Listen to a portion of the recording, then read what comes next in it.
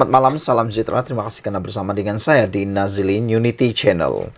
Skandal RII di Kedah, siapa Lo Lai Fat dan Huang Ziyi, persoalan yang masih gagal dijawab oleh Sanusi. Sepatutnya Sanusi menjawab atau memberikan jawaban kepada isu ini, bukannya menimbulkan isu-isu yang lain pula. Beberapa hari yang lepas, beberapa jam yang lepas, Sanusi pula menimbulkan tentang kononnya dia ada senjata api, pistol di dalam kereta dalam 24 jam. Selain itu, dia juga mengatakan bahawa ada rancangan, sudah dirancang, dia ditangkap 6 bulan yang lalu lagi, kata Sanusi.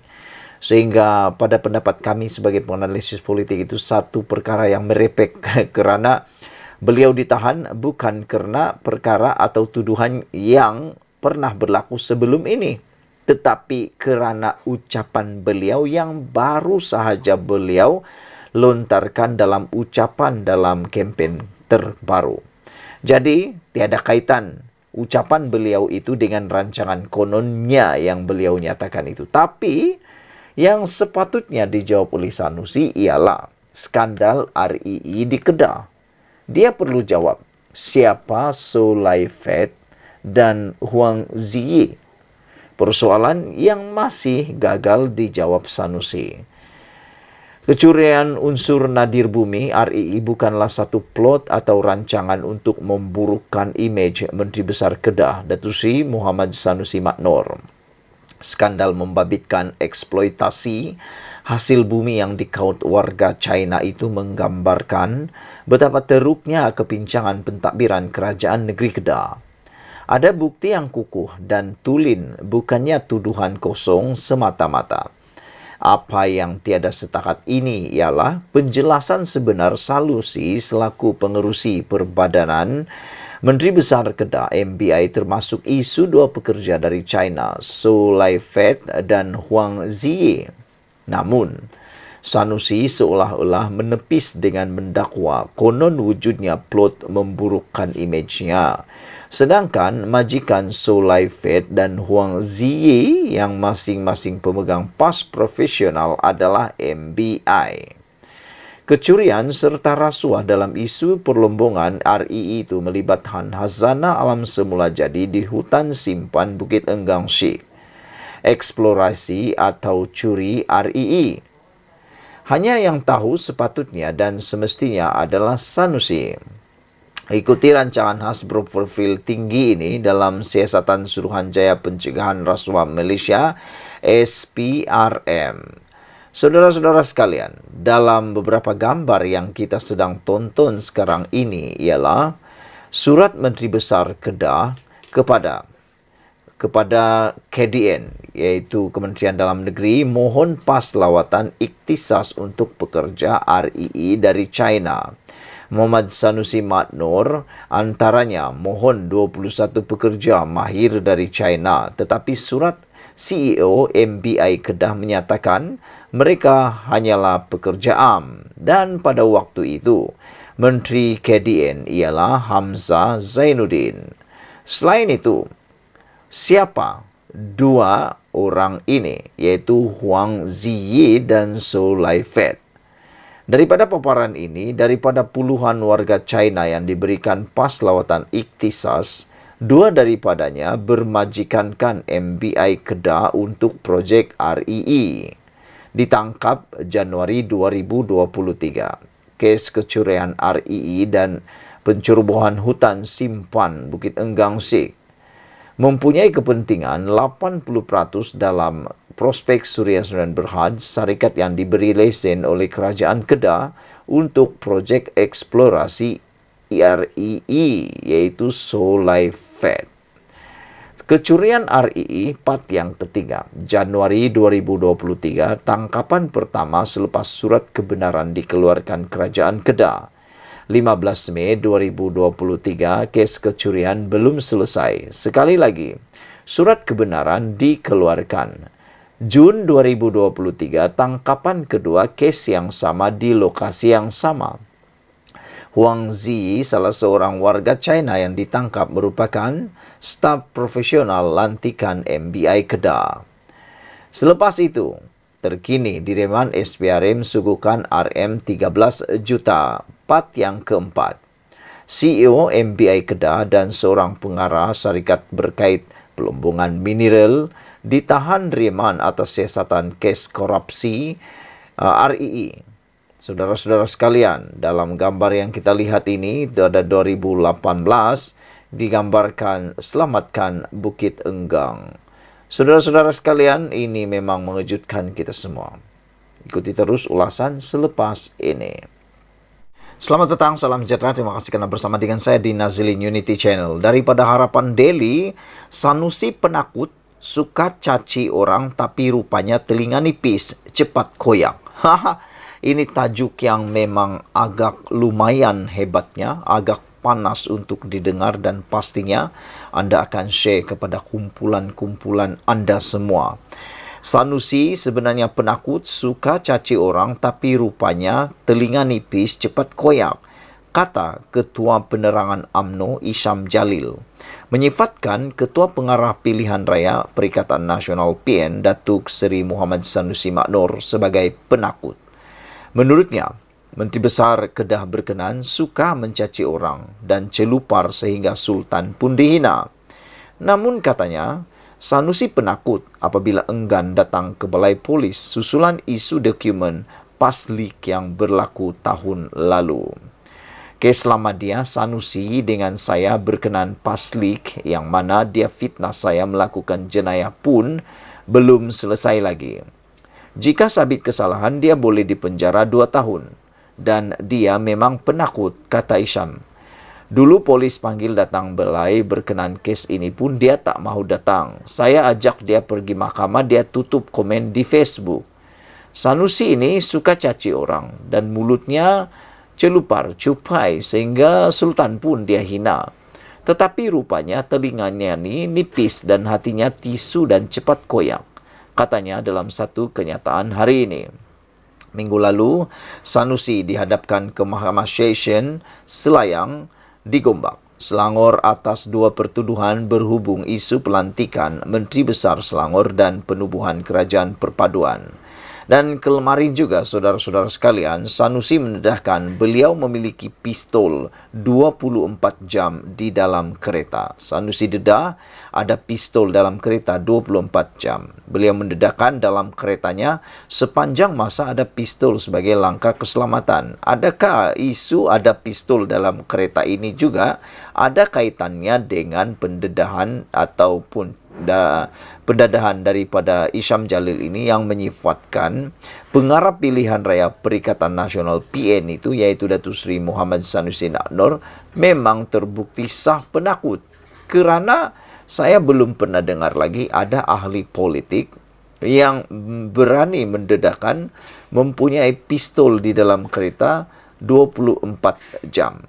Adakah ini juga membuktikan, mengesahkan bahawa memang Sanusi ialah seorang yang penakut ataupun dia benar-benar suka caci orang tapi rupanya memiliki telinga nipis, cepat koyak? Ini yang dibuktikan oleh Isham Jalil. Apabila Isham Jalil memberikan bukti, kata beliau, baru-baru ini dalam isu berkaitan dokumen paslik yang berlaku tahun lalu, Sanusi penakut apabila enggan datang ke Balai Polis. Dan dalam isu hina Sultan Selangor dan juga memperlekai Sultan yang di Pertuan Agong, Sanusi pun gagal dihubungi dan dia kata dia pun tak mahu datang ke Balai Polis kalau untuk ditangkap. Jadi kalau dengan demikian, adakah memang sah Sanusi ini penakut sehingga tidak berani datang untuk ke Balai Polis?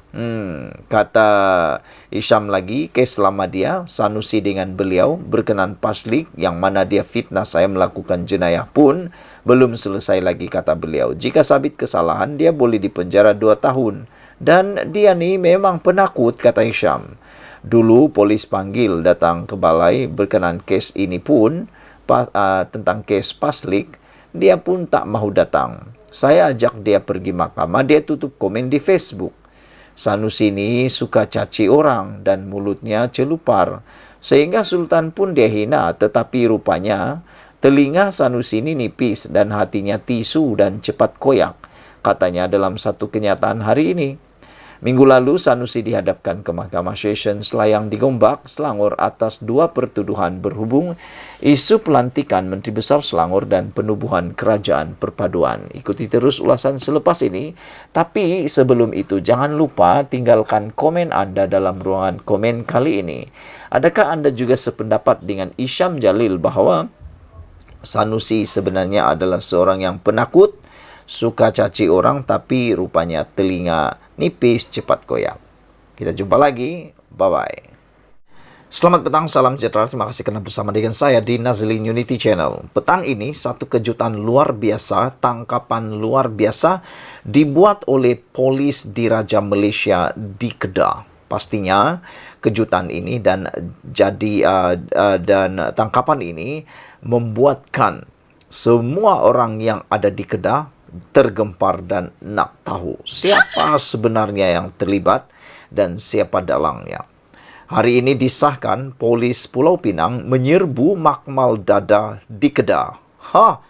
Mengejutkan kita pula. Ada makmal dadah di Kedah. Ini memang luar biasa. Polis menahan 2 lelaki dan merampas dadah bernilai RM RM135.250 dalam 2 serbuan berasingan masing-masing di Pulau Pinang dan Kedah kemarin.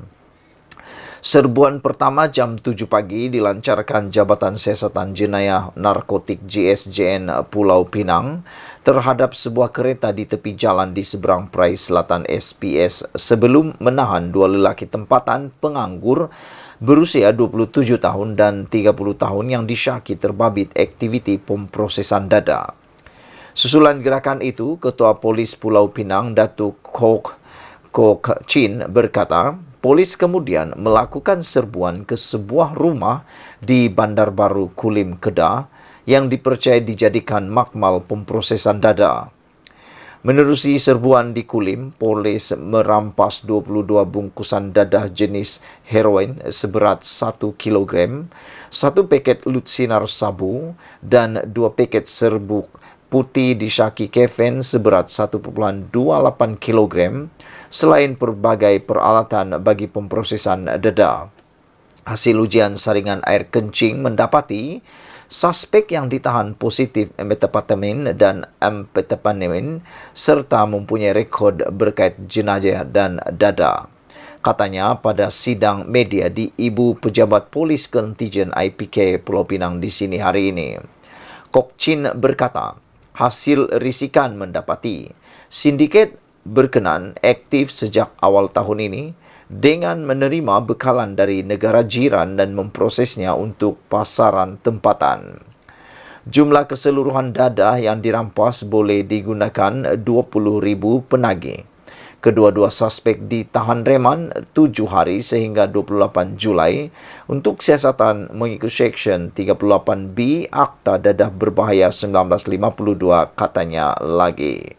Saudara-saudara sekalian, ini adalah kejutan paling besar yang berlaku di Malaysia hari ini. Apabila polis Pulau Pinang berjaya menyerbu sebuah makmal dadah di Kedah. Dan ini adalah tangkapan yang paling mengejutkan kita. Sekian dulu untuk kali ini. Jangan lupa share video ini, tekan butang subscribe dan sila komen dalam ruangan komen Anda berkaitan dengan tangkapan polis, serbuan polis terhadap makmal dadah yang ada di Kedah ini. Kita jumpa lagi. Bye-bye.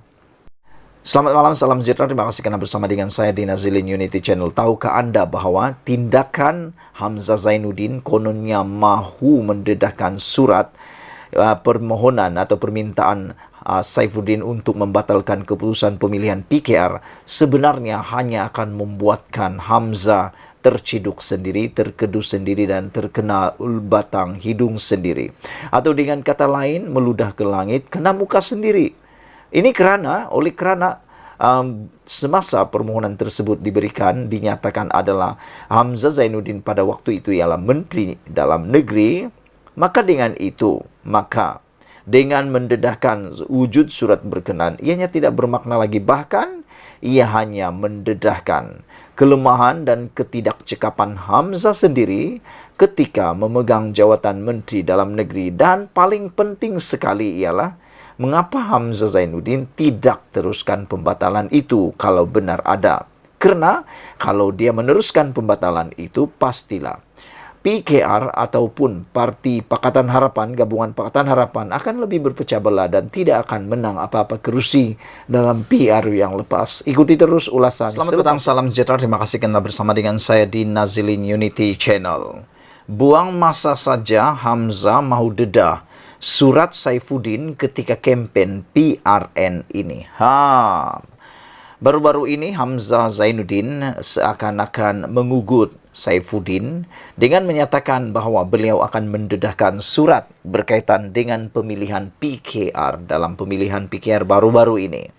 Namun demikian, buang masa sajalah sebenarnya Hamzah mahu dedah surat Saifuddin ketika kempen PRN ini.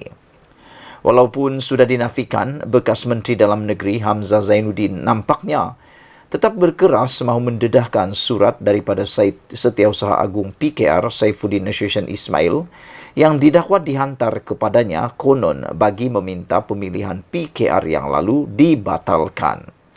Hamzah memberitahu pemberita di Tanjung Karang malam tadi bahawa beliau akan mendedahkan surat itu dalam kempen PN di Kedah tidak lama lagi. Itu tunggu. Saya katakan bersiri, kata Hamzah. Saya cakap dengan orang Kedah bahawa saya akan turun kembali ke Kedah dan saya akan tunjuk surat yang dia hantar pada saya, katanya lagi.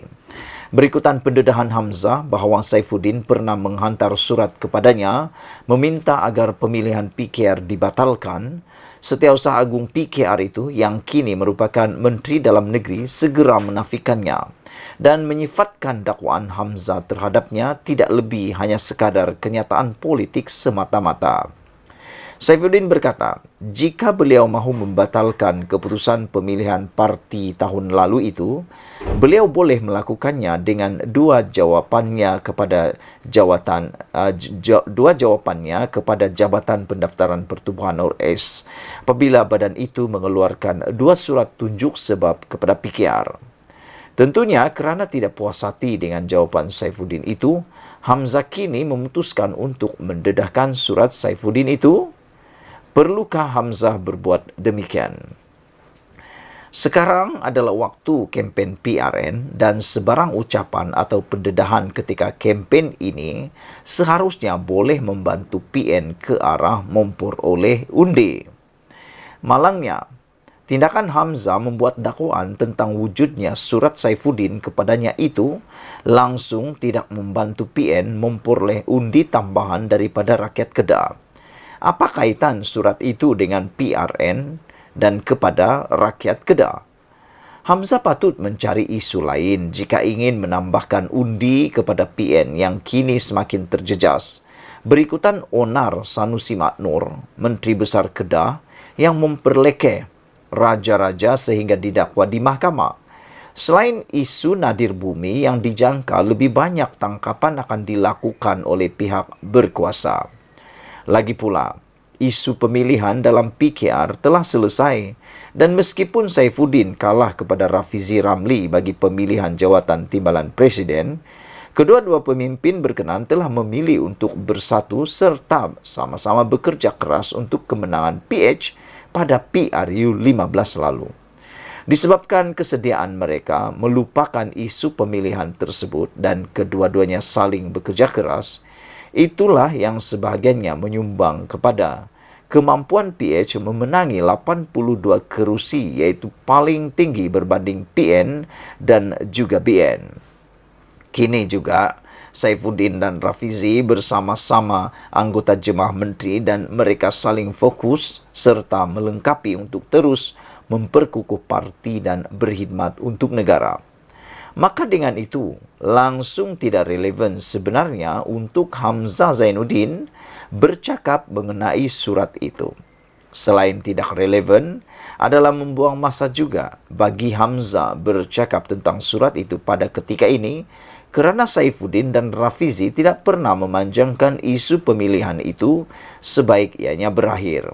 Tambahan lagi, yang salahnya dalam hal ini, jika benar Saifuddin ada menulis surat kepadanya meminta pemilihan PKR itu dibatalkan, ialah Hamzah sendiri. Kenapa beliau tidak membatalkan saja pemilihan PKR kalau benar perkara itu yang diminta oleh Saifuddin? Bukankah jika pemilihan PKR itu dibatalkan, parti itu akan jadi lebih berpecah belah dan PH tidak mungkin mampu menang sehingga 82 kerusi parlimen pada PRU 15 lalu. Oleh kerana beliau sendiri enggan membatalkan pemilihan PKR, mendedahkan wujud surat berkenan ketika ini sudah tidak bermakna apa-apa lagi. Ia malah hanya mendedahkan kelemahan dan ketidakcekapan Hamzah sendiri ketika memegang jawatan Menteri Dalam Negeri. Saya ulang sekali lagi, ia malah hanya mendedahkan kelemahan dan ketidakcekapan Hamzah sendiri ketika memegang jawatan Menteri Dalam Negeri. Ikuti terus ulasan selepas ini. Selamat petang, salam sejahtera. Terima kasih kerana bersama dengan saya di Nazilin Unity Channel. Sanusi merepek lagi. Hahaha. Biasalah, Sanusi ini memang satu ikon yang sudah digelar sebagai ikon suka bercakap. Suka bercakap dan juga luar biasa.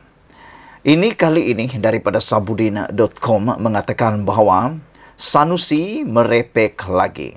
Kalau benar komplot menangkapnya dirancang 6 bulan lalu, adakah ini bermakna beliau merancang perlekeh raja juga bermula sejak 6 bulan lalu?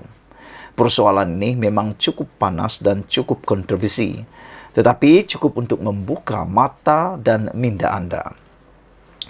Menteri Besar Kedah Muhammad Sanusi Maknor yang sedang berdepan kes mahkamah bawa akta hasutan kerana memperlekeh serta mempertikai kebijaksanaan yang di-Pertuan Agong dan Sultan Selangor, kini tampil dengan teori baru yang benar-benar mengarut serta merepek. Beliau mendakwa rancangan untuk menangkapnya dan menjejaskan kredibilitinya sudah bermula sejak 6 bulan lalu. Plot untuk tangkap saya sudah dirancang sejak 6 bulan lalu. Saya tahu dah, saya ada intelijen saya. Jumpa orang tu pesan, jaga-jaga ada orang nak buat sesuatu kepada saya. Untuk keselamatan, saya ada pistol dalam kereta 24 jam. Ada 2 kolopak, 14 peluru 1 kolopak. 24 jam berjaga-jaga. Takut orang buat jahat. Orang tak buat jahat, saya tak buat jahat pada orang, kata Sanusi. Ini kalau didedahkan ataupun ucapan ini didengar oleh maci-maci, paci-paci, aki-aki, atuk-atuk, datu-datu, nenek-nenek, pasti mereka akan percaya dengan apa yang dikata oleh Sanusi. Tapi pada pendapat saya tidak berapa percaya.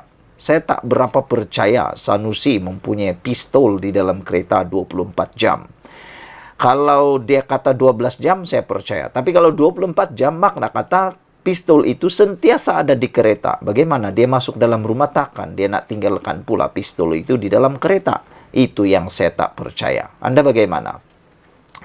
Sudah 6 bulan kawan-kawan pesan. Yang penting, tangkap garis saya. Jatuhkan moral dan hilang kredibiliti. Selepas itu, ceramah orang tak dengar lagi.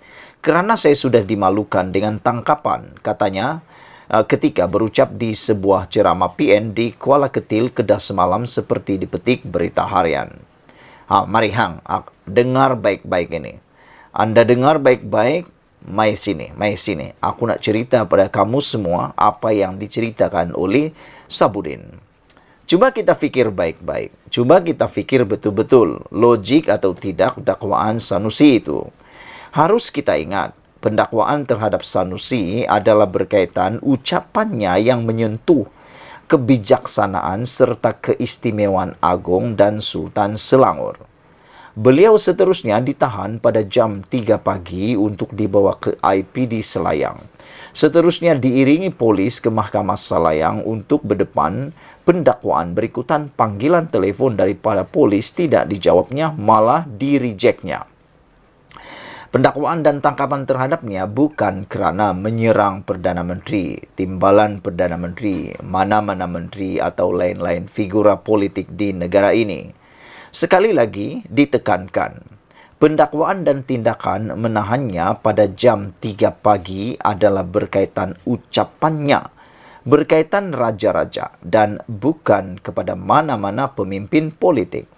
Dengan itu, di mana logiknya bila Sanusi mendakwa ada rancangan atau komplot untuk menangkapnya sejak 6 bulan dulu lagi? Beliau didakwa di mahkamah dan ditahan hanyalah kerana ucapan yang dibuatnya baru-baru ini. Sebagaimana banyak ucapannya yang merepek dan merapu, dakwaan terbaru ini juga sama kategorinya. Kalau benar sudah ada rancangan untuk menangkapnya sejak 6 bulan dulu, tentulah kesnya bukan berkaitan singgungannya terhadap raja-raja, tetapi berdasarkan kes lain yang ada kaitan dengan politik. Dakwaan Sanusi itu hanya boleh dikira sahih jika beliau sebenarnya memang sudah merancang untuk memperlekeh serta mempertikai kebijaksanaan agung dan Sultan Selangor sejak lebih 6 bulan sebelum ini lagi. Mana tahu, entah-entah sejak 6 atau 7 bulan dulu lagi, Sanusi sudah ada perancangan demikian. Jika tidak, mana mungkin ada rancangan untuk menangkap bermula sejak 6 bulan dulu lagi, sebagaimana didakwanya itu. Apapun, seperti kata Anwar Ibrahim semalam, kamu cerca raja, itu nasib kamulah. Anwar kata, kalau benar dia nak tangkap, sudah lama dah tangkap. Tapi oleh kerana Anwar Ibrahim tidak berdendam, oleh kerana Anwar Ibrahim tidak mau menggunakan undang-undang sewenang-wenangnya, kerana Anwar Ibrahim kata, itu ialah keluhuran perlembagaan dan kedaulatan undang-undang. Anwar Ibrahim kata, saya tak akan guna akta hasutan apalagi untuk tangkap. Saya hanya akan guna saman fitnah, kata Anwar. Tapi oleh kerana kamu cerca raja, itu nasib kamulah, kata Anwar Ibrahim. Seperti juga yang dinyatakan oleh timbalan Perdana Menteri dan juga Menteri Keselamatan Dalam Negeri. Mereka kata, berani buat, berani tanggunglah. Siapa suruh kan? Padanlah muka, kata Anwar Ibrahim. Kamu cerca raja, itu nasib kamulah. Sekian dulu untuk kali ini. Jangan lupa tinggalkan komen dan tekan butang subscribe. Kita jumpa lagi. Bye-bye. Selamat petang, salam sejahtera. Akhirnya, rahasia besar Sanusi dibongkar. Baru-baru ini Sanusi kata akaun TikTok beliau telah pun disekat oleh kerajaan. Dan beliau mendakwa itu adalah tindakan yang terdesak, kata Sanusi. Dan dia menuduh kerajaan yang menyekat TikTok beliau.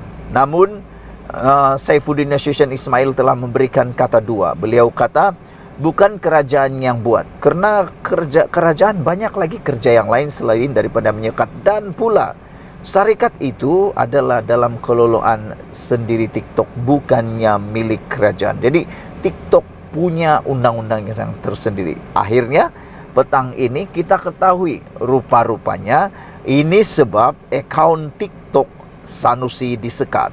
Yang tak pernah Sanusi kata dan tak pernah Sanusi bongkarkan dan akui. Tapi akhirnya didedahkan sendiri oleh Menteri Komunikasi dan Digital, iaitu Fahmi Fadzil. Rupa-rupanya ini puncanya. Papar kapak dan keris adalah punca akaun Sanusi disekat TikTok. Memanglah, kita sebagai content creator, kita tahu tentang undang-undang term and condition di dalam mana-mana media sosial. Tapi tak tahulah Sanusi pernah baca ke tidak dia punya syarat dan kondisi dia. Kita pun tak tahu. Mungkin itu sebabnya dia lakukan ini, sebab dia tak tahu. Rupa-rupanya kata Menteri Komunikasi dan Digital Fahmi Fadzil, beliau berkata ia jelas melanggar garis panduan komuniti platform TikTok seakan-akan menonjolkan ugutan jenayah.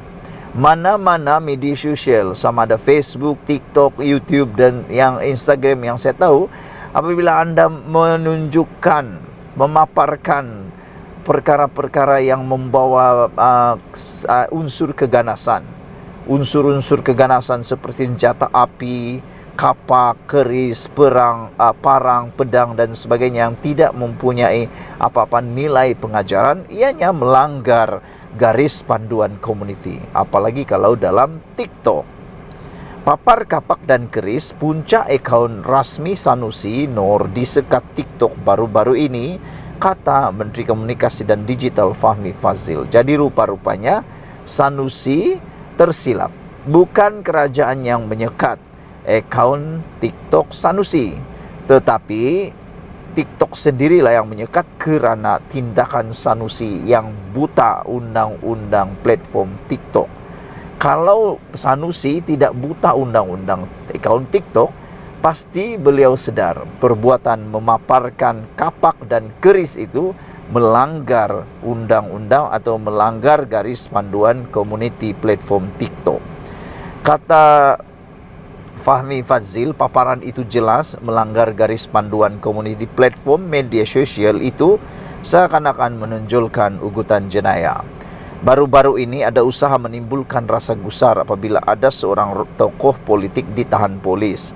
Semasa individu ditahan pihak berkuasa, saya difahamkan pada awal pagi atau tengah malam pada hari sama telah tersebar di TikTok di mana beberapa lelaki duduk di sebuah meja bersama peranti atau telefon pintar dengan gambar individu tersebut.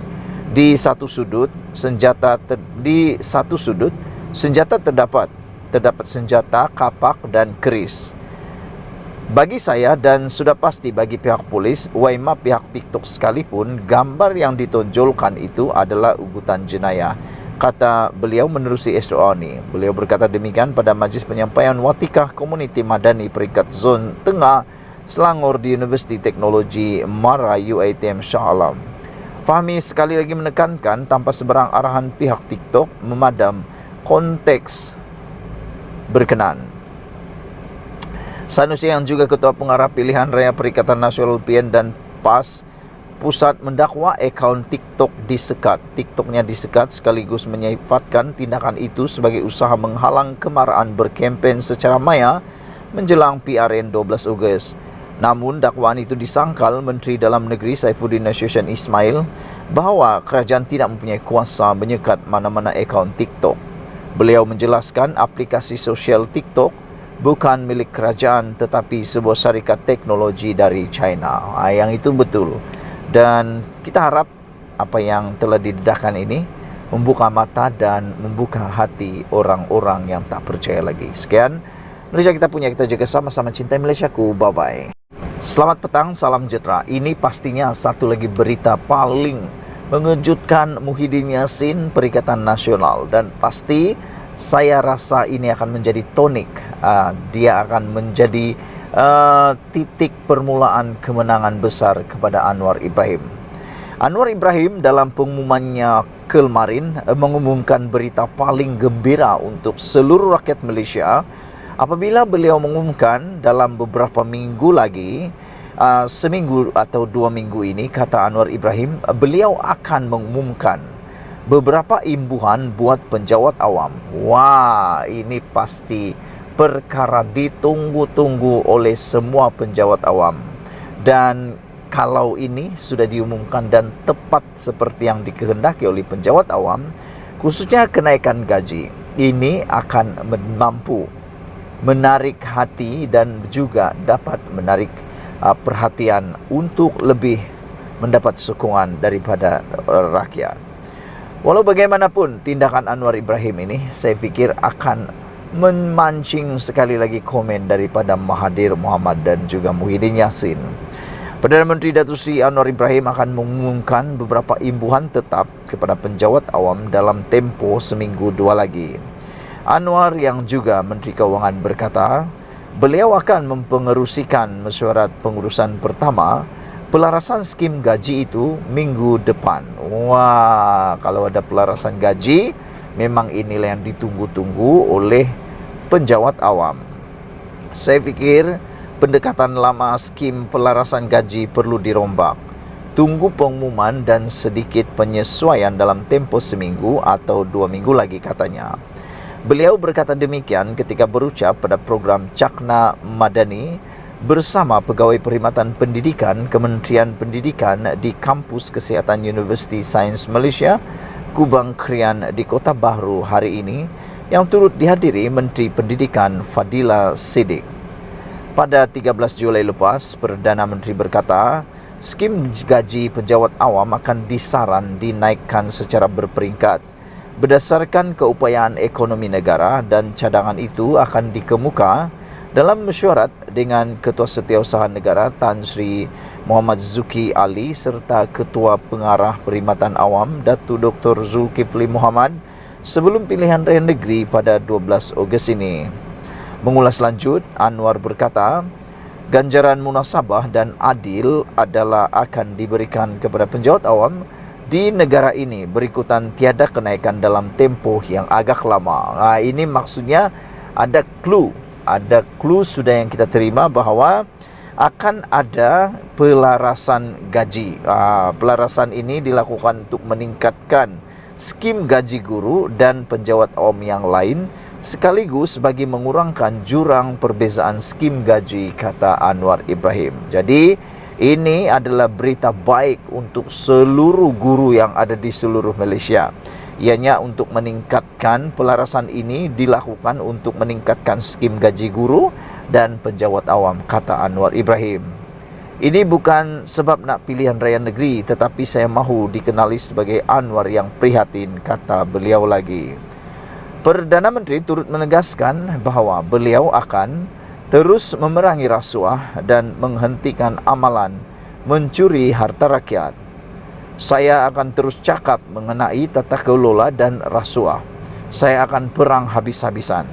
InsyaAllah saya akan lakukannya sekira Allah beri kekuatan kepada saya untuk selamatkan negara, kata Anwar lagi. Terima kasih Datuk Seri Anwar Ibrahim, Perdana Menteri Malaysia, yang telah pun berfikir dan telah pun berjanji ini untuk melaksanakan, akan mengkaji dan memberikan pelarasan ini dilakukan untuk meningkatkan skim gaji guru dan penjawat awam yang lain, sekaligus bagi mengurangkan jurang perbezaan skim gaji yang lama.